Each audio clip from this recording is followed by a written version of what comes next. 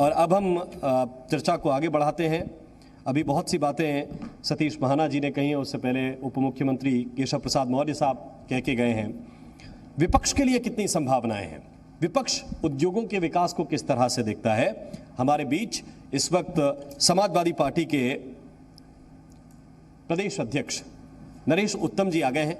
बहुत बहुत स्वागत है सर आपका, आपको हम मंच पर आमंत्रित करते हैं, कृपया आप मंच पर आएं। नरेश उत्तम जी, बहुत बहुत स्वागत है आपका। और इस चर्चा को आगे बढ़ाने के लिए मैं मंच पर आमंत्रित करता हूं अपने सहयोगी दिव्यांश शर्मा को, और लखनऊ में हर चीज पर बारीकी से नजर रखने वाले पवन सेंगर को। आप दोनों का भी बहुत स्वागत है। और बड़ी बात यही है कि सरकार तो अपना रोड मैप दिखा रही है, 3.5-4 साल से काम भी कर रही है सरकार, और उनकी बड़ी बड़ी बातें हैं। अभी अभी उद्योग मंत्री को आपने सुना, उससे पहले ऊर्जा मंत्री भी बात रख कर गए, उप मुख्यमंत्री ने भी सरकार का रोड मैप रखा, क्या एजेंडे हैं, क्या बातें हैं, ये सारी चीज़ें सरकार के जरिए बताई गई हैं। अब बारी है विपक्ष की। इस विकास की बात को विपक्ष कैसे समझता है, और समाजवादी पार्टी जो सबसे मुख्य विपक्षी दल है उत्तर प्रदेश में, वैसे तो सब दावा करते हैं, अरविंद केजरीवाल भी आ गए हैं, ओवैसी भी आ गए हैं, सभी लोग ये दावा कर रहे हैं कि सरकार वो बनाने वाले हैं, लेकिन सबसे जो मजबूत टक्कर बीजेपी को मिलने वाली है वो सपा से मिलने वाली है। तो समाजवादी पार्टी का क्या एजेंडा रहने वाला है, क्या उनके आगे के कार्यक्रम हैं, और कैसे उद्योगों के विकास को लेकर समाजवादी पार्टी सोच रही है। नरेश उत्तम जी हमारे बीच हैं, बहुत बहुत स्वागत एक बार फिर। और दिव्यांश और पवन, मंच आपके हवाले। शुक्रिया राम। मुख्य विपक्षी पार्टी के प्रदेश अध्यक्ष होने के नाते नरेश उत्तम जी, आपके सामने बहुत बड़ी चुनौतियां हैं, लेकिन मैं एक बयान आपका दोहराना चाहूंगा कि आप ये कहते हैं कि उपचुनाव में जिस तरह से बीजेपी को जीत मिली थी, कि प्रशासनिक मिलीभगत से बीजेपी को जीत मिली। आप लगातार ईवीएम पर सवाल भी उठाते हैं और बार बार ये कहते हैं कि 2022 में अखिलेश यादव की सरकार बनेगी। आपका क्या एजेंडा है, आने वाले दिनों में आपकी क्या रणनीति है? प्लीज सर माइक ले लीजिए। आप दोनों लोगों को मेरा नमस्कार। जो सवाल आपने किया कि हम ईवीएम पर सवाल उठाते हैं, हम ही नहीं पूरे देश के लोग उठाते हैं ईवीएम पर, और वो अभी सत्यापित भी हो गया कि ईवीएम में बेईमानी होती है। जब हम ईवीएम पर सवाल उठाते हैं तो मौजूदा केंद्र के और प्रदेश सरकार के मुखिया हम लोगों को बोलते हैं हारे थके लोग हैं। अभी उत्तर प्रदेश विधान परिषद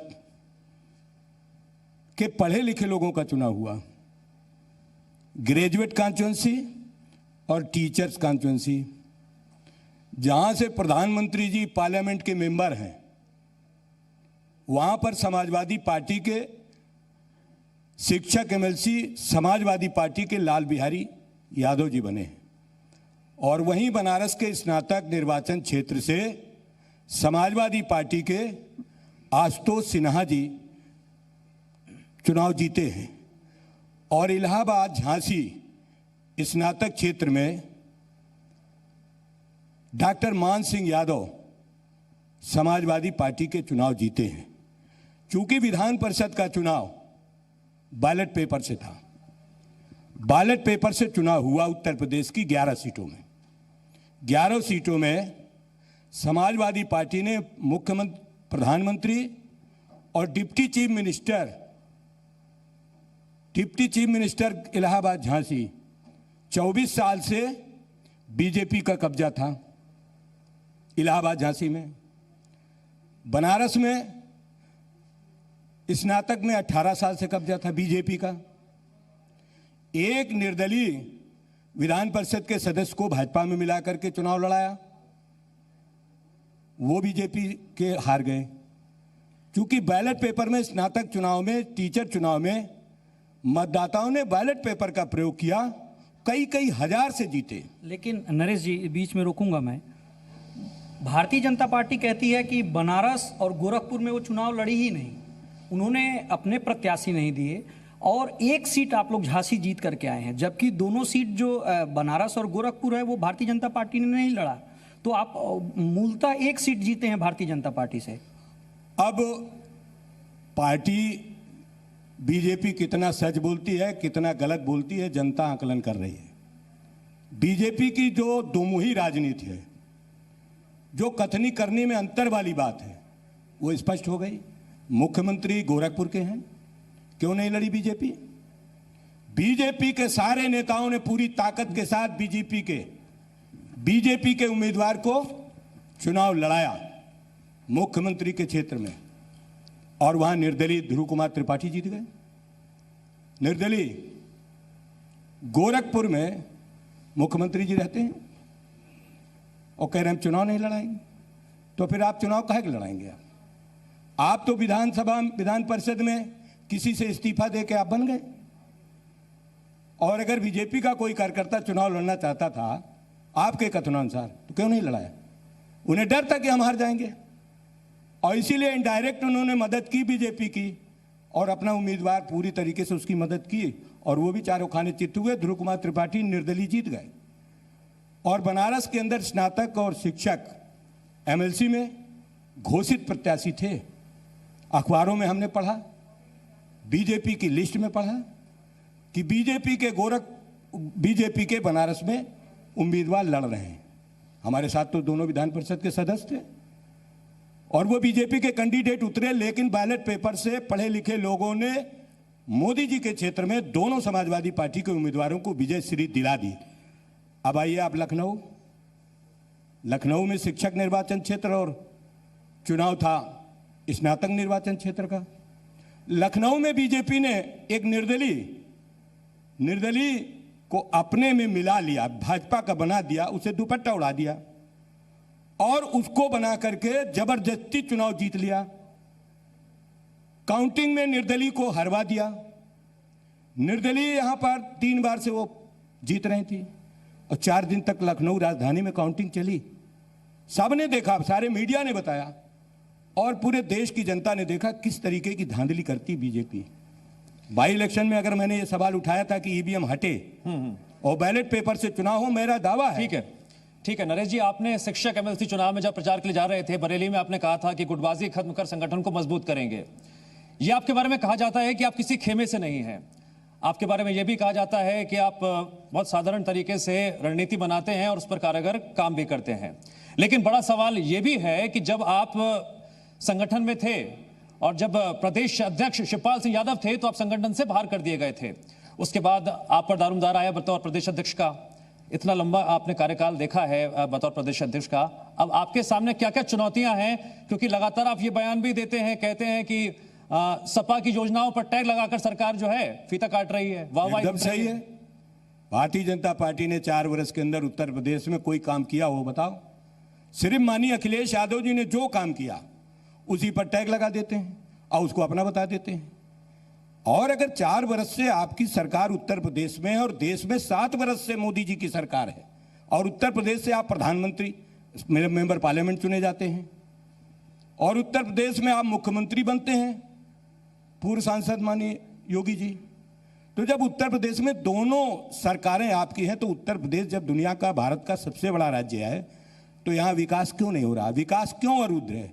क्यों आप गलत बोलते हैं? लेकिन नरेश जी, इसी विकास के नारे के साथ, इन्हीं आरोपों के साथ आप चुनाव में उतरे थे। हम विकास के नारे पर चुनाव में उतरे थे, और विकास के नारे पर 2022 में चुनाव में उतरेंगे।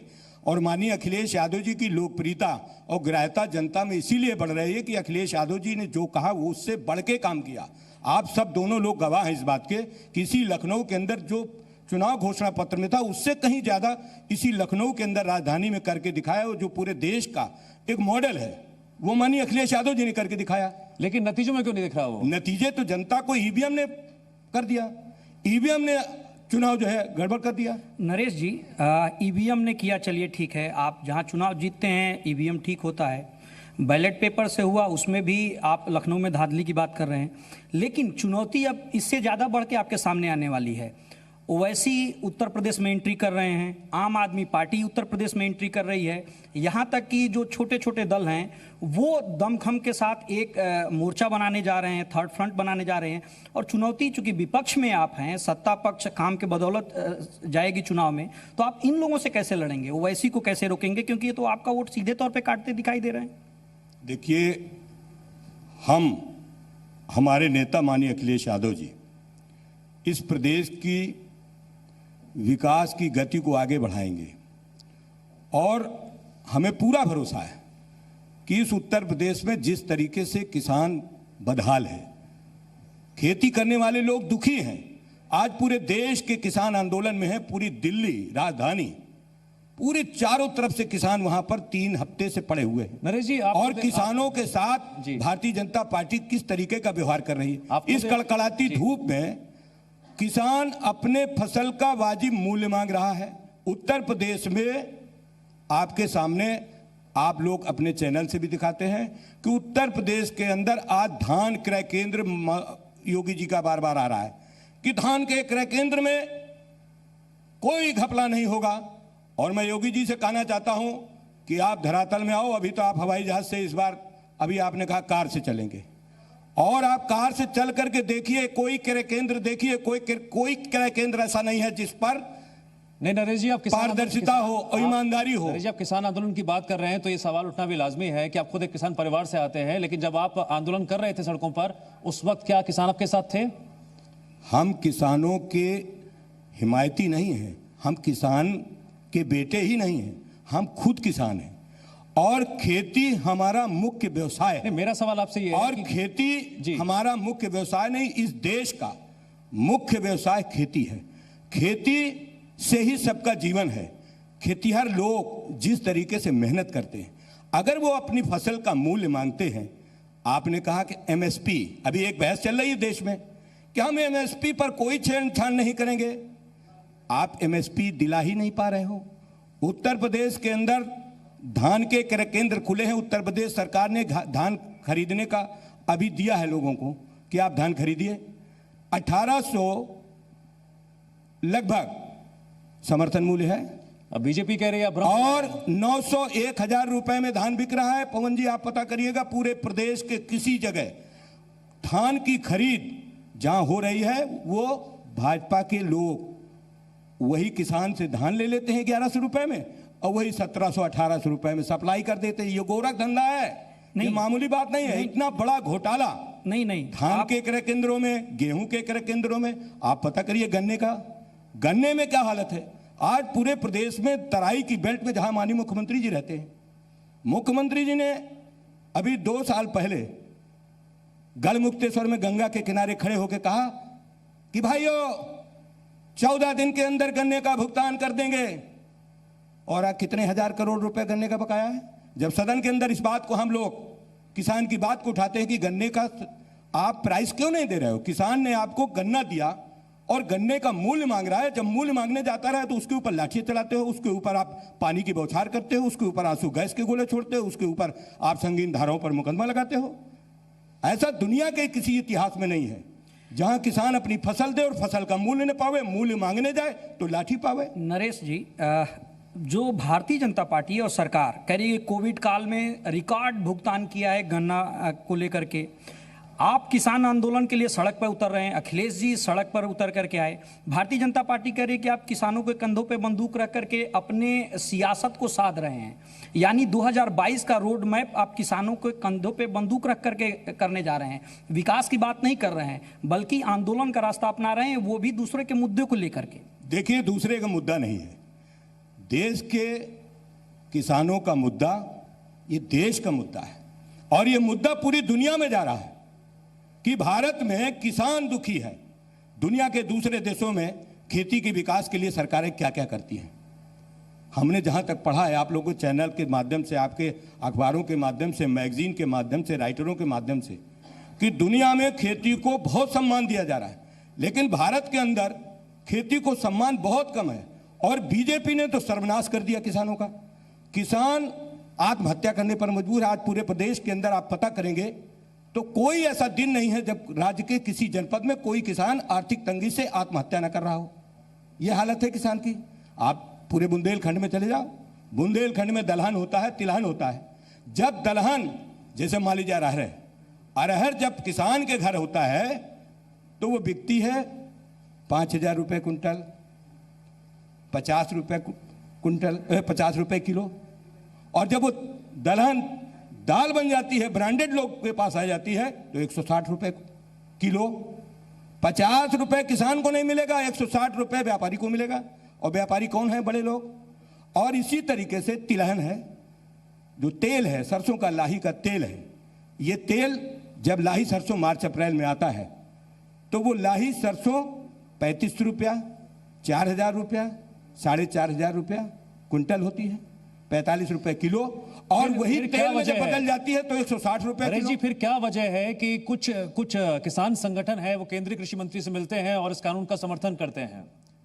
देखिए, किसानों के संगठन पूरी ताकत के साथ सरकार के सामने अपनी याचना कर रहे हैं कि भाई किसानों के साथ नाइंसाफी न करो, किसानों की बात सुनो। जो तुम किसान 3 बिल लाए हो, बिना चर्चा के लाए हो, इनको लोकसभा के अंदर, राज्यसभा के अंदर चर्चा कराना चाहिए। जब समाजवादी पार्टी के नेता माननीय अखिलेश यादव जी ने लोकसभा के अंदर, जब समाजवादी पार्टी के राष्ट्रीय महासचिव, राज्यसभा सांसद प्रोफेसर राम गोपाल जी ने पार्लियामेंट के अंदर दोनों सदनों में कहा था कि इन कानून बिलों को पास करने के पहले इन पर चर्चा होनी चाहिए और चर्चा से ही सही बात निकलती है। लेकिन बीजेपी नहीं मानती है कि हमारा बहुमत है, आपका बहुमत है, तिकड़म का आपका बहुमत है और आप जनता को परेशान कर रहे हो। ऐसा कहां हुआ? भारत के लोकतंत्र में संसद होती है, ठीक है विधानसभाएं होती पवन, हैं। हमें लगता है कहीं ना कहीं कि जो सियासी गठबंधन का जख्म जो मिला है पार्टी को, उस पर भी जिक्र करना बहुत जरूरी है। एक सवाल है, आप लोकसभा, पिछला लोकसभा का चुनाव जो अब आप लड़े थे तो कांग्रेस का साथ थे, 2 युवराज उत्तर प्रदेश में निकले थे, लेकिन रिजल्ट आपके सामने आया। फिर आपने बीएसपी के साथ गठबंधन किया, उसके साथ चुनाव लड़ने का काम किया, उसका भी रिजल्ट सामने आया, बीएसपी आपसे ज़्यादा सीट लाने का काम की। अब 2022 का चुनाव आ रहा है, तो किस तरीके से रणनीति, खास तौर से गठबंधन की जो राजनीति है जो देखने को मिल रही है, समाजवादी पार्टी किस तरीके से चुनाव लड़ने जा रही है, समाजवादी पार्टी क्या सोचती है, अखिलेश यादव जिन बातों का जिक्र लगातार करते रहे हैं, क्या वो 2022 में दिखेगा?